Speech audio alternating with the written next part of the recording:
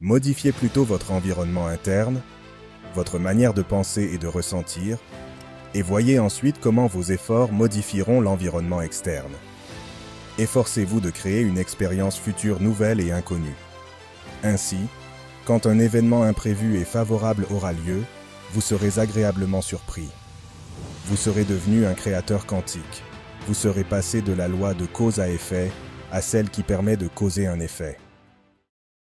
Après de nombreuses recherches en neurosciences et en physique quantique, nous comprenons désormais ce qu'est réellement la matière. Au niveau quantique, la matière est intégralement constituée d'énergie, tout comme notre esprit. En bref, l'esprit, le corps humain et son environnement sont tous composés d'énergie.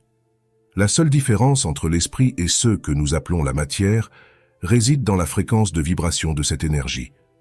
L'esprit, soit le monde des pensées et des émotions, correspond à de l'énergie vibrant très rapidement. À l'inverse, le monde matériel dans lequel nous vivons au quotidien est constitué d'énergie vibrant plus lentement. C'est cela que nous appelons de la matière. Nous comprenons donc que la conscience, soit l'esprit, et la matière sont une seule et même chose, de l'énergie. Les deux sont interconnectés et travaillent main dans la main. La matière est donc une manifestation de l'esprit. L'esprit, soit la conscience, façonne et détermine le degré de vibration de l'énergie, ce qui donne forme à la matière. En termes simples, ce que nous créons dans notre esprit se manifeste ensuite sur Terre, sous forme physique. Pour créer, il faut être aligné à la fréquence de création. Lorsque l'esprit est parfaitement aligné à cette fréquence, la réalité change instantanément et les manifestations deviennent immédiates. Mais avant de découvrir comment atteindre cet alignement, comprenons ce qu'est la manifestation. Tout d'abord, nous avons vu que tout est énergie, mais que les états de l'énergie diffèrent. Nous avons également compris que l'esprit, soit la conscience, est interconnecté à cette énergie, puisqu'il en fait partie. Les deux sont une seule entité. Les anciens Égyptiens exprimaient cela par la citation.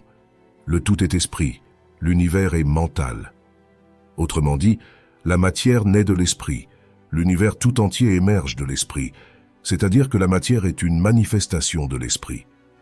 Pour faire simple, l'esprit vit dans l'esprit. C'est ce qu'ont découvert les physiciens quantiques lorsqu'ils ont étudié la matière. Ils ont observé que les particules qui forment les atomes étaient dans un état de superposition avant d'être observées par quelqu'un. En d'autres termes, les particules de l'atome, avant d'être observées, étaient des ondes de possibilités infinies. Puis, seulement lorsque l'observateur cherche à mesurer la particule, celle-ci adopte un état et devient matière. Ils ont alors compris que c'est l'observateur qui force la particule à choisir un état, soit à l'énergie de ralentir pour devenir matière. Comme l'a affirmé le physicien Niels Bohr, je cite, « L'observateur ne peut être séparé de ceux qui l'observent. Sans observateur, pas de réalité à observer. » Fin de citation. En bref, comme le dirait le docteur Joe Dispenza, je cite, « La conscience, c'est-à-dire notre esprit, façonne comme de l'argile l'énergie des possibilités infinies. » Fin de citation. Cette conception de la réalité peut parfois être difficile à assimiler au début, car elle nous oblige à redéfinir notre vision de la réalité que nous avions auparavant. Nous avons généralement appris une conception de l'être humain limitée, soumis aux lois de la physique telles que la gravité, l'espace-temps et autres. Aujourd'hui, nous comprenons que toutes les lois de la physique résultent de la manifestation de l'esprit.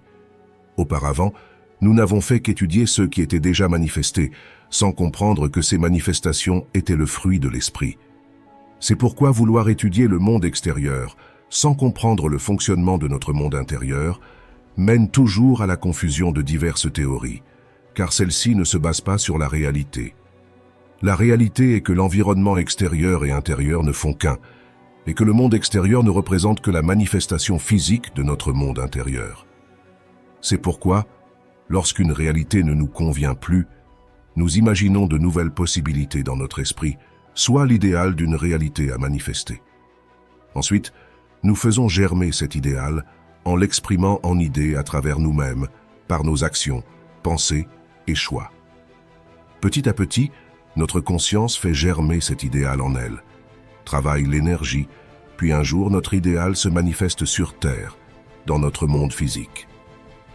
La conscience travaille donc notre idéal, soit l'énergie de nos pensées grâce à l'énergie de nos émotions, puis manifeste ensuite notre idéal extérieurement lorsqu'il est prêt. Sachez que les manifestations deviennent de plus en plus rapides au fur et à mesure que votre esprit se rapproche de cette fameuse fréquence de création. Le jour où votre esprit sera parfaitement aligné avec cette fréquence de création, les manifestations seront instantanées. Juste avant de vous révéler quelle est cette fameuse fréquence de création, il est crucial de comprendre pourquoi elle peut transformer votre vie. Il faut d'abord saisir un point essentiel. Le degré de vibration de l'esprit détermine la fréquence à laquelle vibre chaque atome de notre corps et de notre environnement. Ainsi, plus la vibration de notre esprit s'élève, plus les manifestations physiques deviennent rapides, car nous élevons le degré de la matière en même temps que nous élevons celui de notre esprit. Pour manifester plus rapidement, il s'agit d'élever la fréquence de notre esprit, c'est-à-dire de tout notre être. Puisque la matière naît de l'esprit, une vibration élevée de l'esprit entraîne une vibration rapide de la matière. Plus la vibration est rapide, plus le délai entre notre création intérieure et nos manifestations extérieures se raccourcit. La raison est simple. Plus votre esprit est proche de la fréquence de création, soit en accord vibratoire avec elle, plus les manifestations se produisent rapidement. Et cette fameuse fréquence de création, c'est l'amour. L'amour est de loin la fréquence de vibration la plus élevée de l'univers. L'amour est l'énergie qui unifie tout. C'est pourquoi, lorsqu'on médite profondément, ou que certaines personnes vivent des expériences de mort imminente, elles parlent d'amour inconditionnel. Tout simplement parce que l'amour inconditionnel représente l'unité de toute chose, et l'unité, c'est la réalité. Lorsque l'esprit prend conscience de cette unité avec tout, qu'il réalise qu'il est tout, son esprit s'élève au niveau de la fréquence de création. La création et le créateur ne font qu'un. Lorsque deux fréquences s'alignent, elles ne font qu'une. Les physiciens appellent cela l'intrication quantique. Il s'agit donc d'exprimer l'amour à travers soi, au travers de son attitude, comportement, parole et pensée. Beaucoup d'entre nous ont grandi avec la peur. Peur des autres, peur d'être soi-même, peur du changement, peur des insectes, peur de mourir. Nous ressentons souvent des émotions basses comme la culpabilité ou des regrets sur de mauvaises décisions. Pourtant, nous ne pouvons pas changer le passé, mais nous pouvons créer le futur dans l'instant présent. Si vous souhaitez devenir une nouvelle personne, créer une nouvelle réalité, alors allez-y. Parfois, il faut savoir abandonner une réalité qui ne nous convient plus et accepter l'évolution. Si nous ne sommes pas heureux dans l'instant présent, pourquoi ne pas tout faire pour le devenir? De même, si les anciennes lois de la physique nous ont entravés, pourquoi ne pas accepter la vérité que l'être humain est illimité? Pourquoi continuer à entretenir quelque chose qui ne nous convient plus? Aujourd'hui, il est temps pour nous d'évoluer et de remplacer la peur par l'amour. Autrefois, nous pensions que la peur nous protégeait du danger. Mais aujourd'hui, nous comprenons que c'est la peur elle-même qui attire le danger. Dans un rêve, si nous avons peur d'un monstre, il se manifeste et nous poursuit. Mais ce monstre n'a que le pouvoir que nous lui donnons. En réalité, en exprimant l'amour, aucune autre expérience que celle en accord avec l'amour ne peut se manifester. C'est cela la maîtrise de soi. Devenir maître de soi-même, c'est devenir maître de l'univers, car l'homme est un microcosme de l'univers. Abandonnons nos peurs et avançons vers la réalité qui est l'unité. Plus votre être exprimera l'amour, cette joie de vivre similaire à celle de l'enfance, plus la fréquence de vibration de tout votre être s'élèvera. Progressivement, vous verrez que vos manifestations seront bien plus rapides. En élevant notre esprit à la fréquence de la création, nous devenons des créateurs. En réalité, cela a toujours été le cas, mais ici il s'agit d'en prendre conscience. Il s'agit de se souvenir de qui nous sommes au plus profond de notre être, comme un amnésique retrouvant peu à peu la mémoire de sa véritable identité. Il est essentiel de comprendre qu'il faut exprimer l'amour à travers tout son être. La manifestation ne résulte pas de la simple pensée. Une pensée à elle seule ne représente qu'une graine. C'est l'énergie des émotions qui va entretenir et faire pousser cette graine. Ainsi, c'est concrètement l'émotion de l'amour qu'il nous faut exprimer. L'expression de cette fréquence à travers soi-même permet à l'homme et à la femme d'exprimer Dieu à travers eux-mêmes. Les maîtres de sagesse parlent de Dieu comme d'un attribut unique de l'être. Dieu est l'amour qui s'exprime à travers l'être humain. On dit que l'être humain est le meilleur véhicule pour exprimer Dieu, car il est le meilleur véhicule pour exprimer l'amour.